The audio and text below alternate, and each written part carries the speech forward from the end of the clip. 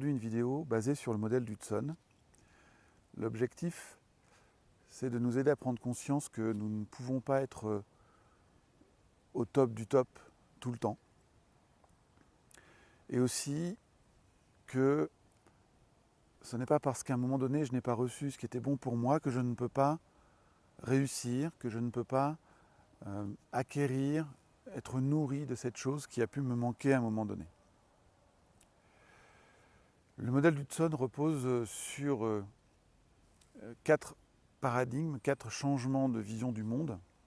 Un premier changement, c'est l'idée que avant, nous pensions que nous ne pouvions apprendre que dans l'enfance. Et puis, nous devions ensuite faire avec ce bagage-là. Dans la nouvelle vision, il y a l'idée que nous apprenons constamment, notamment à l'âge adulte. Dans l'ancienne vision, il y a l'idée d'une progression linéaire, les choses arrivaient les unes derrière les autres, l'enfance, les études, je sais pas comment, le mariage, les enfants, la maison. Je rentrais dans une entreprise et puis j'allais gravir des échelons. Et tout ça se faisait de manière linéaire. Dans la nouvelle vision, il y a plutôt l'idée de faire des cycles, que notre vie serait cyclique. Chaque cycle représentant ce que nous allons appeler un chapitre de vie. Un chapitre de vie pouvant aller de 8, 10, 12 ans. Alors, plus ou moins en fonction de la vie que vous avez eue. Un ancien paradigme, c'est l'idée de la stabilité du statu quo. En gros, si vous regardez la vie de vos grands-parents ou arrière-grands-parents, leur vie était la même pendant 30, 40, 50 ans. D'ailleurs, à une époque, quelqu'un rentrait dans une entreprise, il faisait toute sa carrière dedans. Aujourd'hui, l'idée, en tout cas dans le modèle d'Hudson, c'est que le changement est permanent. Et par exemple, ne serait-ce qu'au niveau professionnel, aujourd'hui, certains considèrent que nous allons avoir 4, 5, 6 emplois dans une même vie. Dans l'ancienne vision, il y a l'idée que ce que je vais devenir est uniquement conditionné par dans quel milieu j'ai grandi, comment se sont comportés mes parents, quelles étaient les ressources peut-être scolaires qui étaient autour de moi. Donc c'est mon environnement qui conditionne ce que je deviens. Dans la nouvelle vision, il y a l'idée que j'ai la possibilité d'agir sur mon environnement. Alors je n'ai pas tout pouvoir sur mon environnement. Si vous voulez décréter qu'aujourd'hui il fait beau et qu'il pleut, ça vous allez avoir du mal à influer dessus. Et en même temps, il y a toute une sphère d'influence autour de moi sur laquelle je peux agir pour changer la vie qui sera la mienne. Le modèle d'Hudson définit ce que nous allons appeler un chapitre de vie. Ce chapitre de vie va comporter 4 étapes, un peu comme les 4 saisons que nous pouvons vivre. La première étape, qui pourrait correspondre à l'été, c'est l'étape où nous sommes pleins d'énergie, nous réalisons des choses, nous accomplissons, nous atteignons des objectifs, nous sommes dans l'action, nous produisons. C'est la phase du lancement, c'est la phase où je suis totalement aligné, ce que je pense, ce que je dis et ce que je fais sont alignés. La phase 2, qui va elle plutôt correspondre à l'automne, c'est la phase de l'impasse.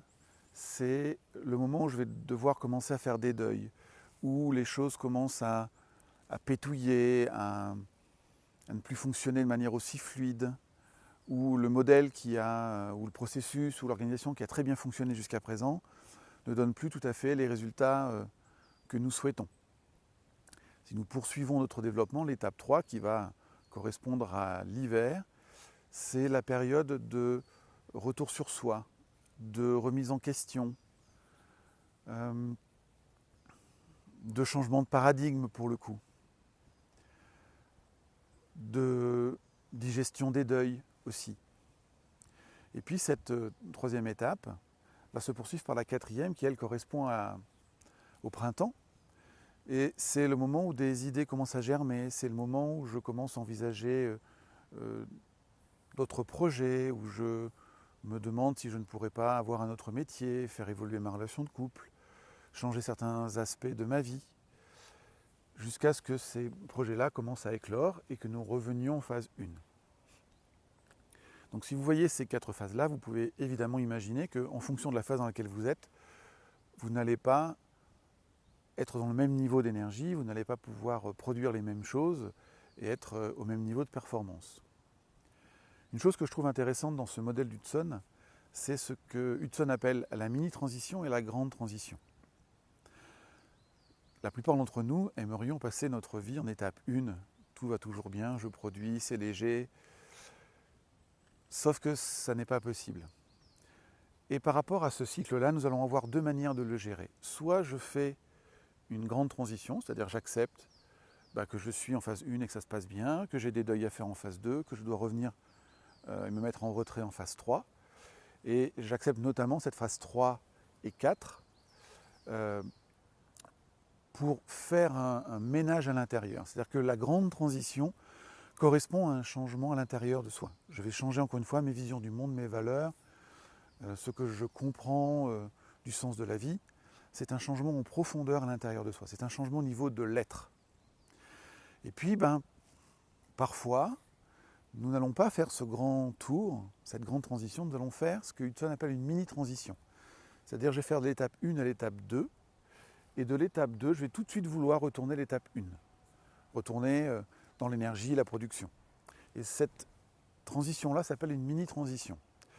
Cette mini-transition, c'est ce que nous allons faire quand nous n'allons pas changer notre être profond, mais notre manière de faire. Nous allons changer ce que nous avons. Cette mini-transition, c'est le moment où nous allons changer nos comportements ou ce que nous possédons, ce que nous avons, sans remettre en cause ce que nous sommes profondément. Donc c'est le moment par exemple où je change de service dans mon entreprise, alors même que dans le fond, c'est peut-être le projet d'entreprise avec lequel je ne suis plus en phase. C'est le moment où je vais remettre en cause ma relation amoureuse, mais dans l'idée que c'est l'autre qui est en cause, c'est lui qui ne m'apporte pas ce dont j'ai besoin, et avec une autre personne, ça pourrait fonctionner mieux. C'est le moment où je vais changer de coupe de cheveux, de vêtements, de lunettes. Je change ce que je fais, je change ce que j'ai, mais je ne change pas encore ce que je suis. Et dans un chapitre de vie, nous pouvons avoir plusieurs mini-transitions avant de faire une grande transition.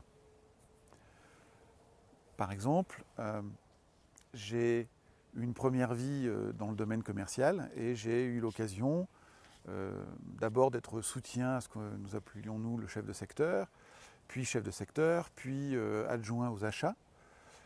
Et à chaque fois que je changeais de poste, je retrouvais un intérêt pour ce que je faisais, sauf que avec le temps, cet intérêt-là durait de moins en moins longtemps, jusqu'à ce que j'accepte de sauter le pas et de changer complètement d'environnement, tout en faisant quelque chose qui est profondément ancré en moi et qui m'a demandé de revoir mes visions du monde, de changer quelque chose profondément dans mon être pour pouvoir devenir formateur, et puis accompagnant, et puis auteur, et puis aujourd'hui conférencier.